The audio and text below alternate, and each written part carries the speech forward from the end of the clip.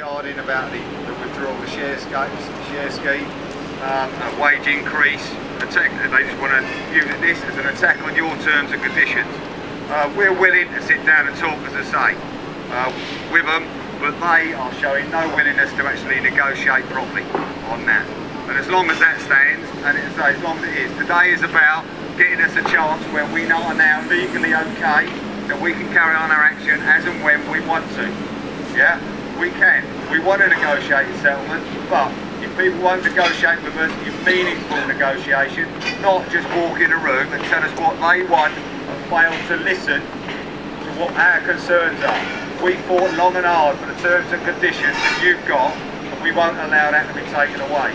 You've got my assurance as your officer that I will fight hard for you and make sure that the deal we come back out with is a fair deal, as I'm sure your stewards will. Let's say, we had a little walk around the edge there. We might take another little walk in a minute.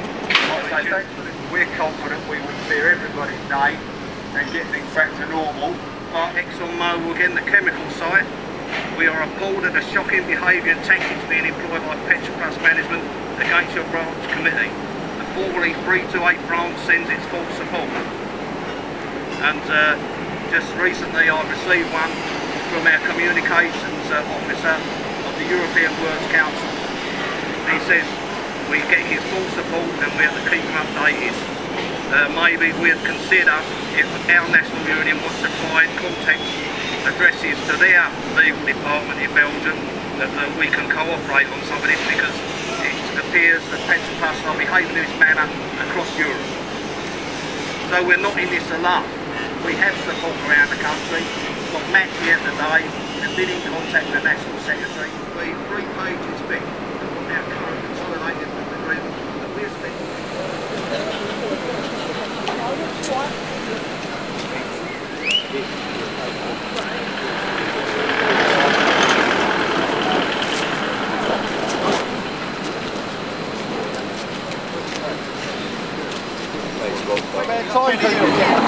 We'll be running down the bolts.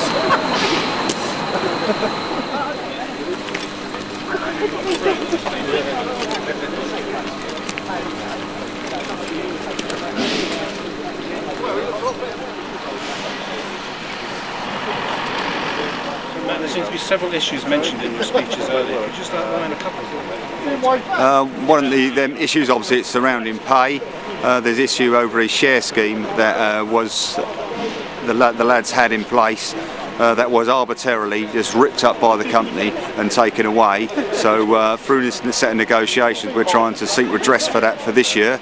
We've always agreed to sit down and talk about the share schemes going forward, the wages this year. As I say, one of the main problems we've just got recently, which has caused a rift in relationships between us, is that 6 of my stewards have all been accused of bullying and intimidation. When we've asked the company to substantiate this, they cannot provide us with the actual name of the person who's been accused. They just say it's one of the stewards, and so 6 of our stewards have had letters actually accusing them individually, saying that they carried out the act of bullying and intimidation. We see that as an act of provocation against us, of trying to undermine the union and attack our officials. Whether it's a post office dispute or your own dispute, a lot of people feel you're not going to get enough public sympathy during a recession. Is that not yet fair? It can always be, but as the guys have said, for many years we've fought to fight our terms and conditions, and yes, we are well-paid workers, but we will not allow for the sake of profit to actually come in and undermine those terms and conditions, so a company like Petroplus can use a cost-down agenda to maximise their profits going forward at the cost of mine.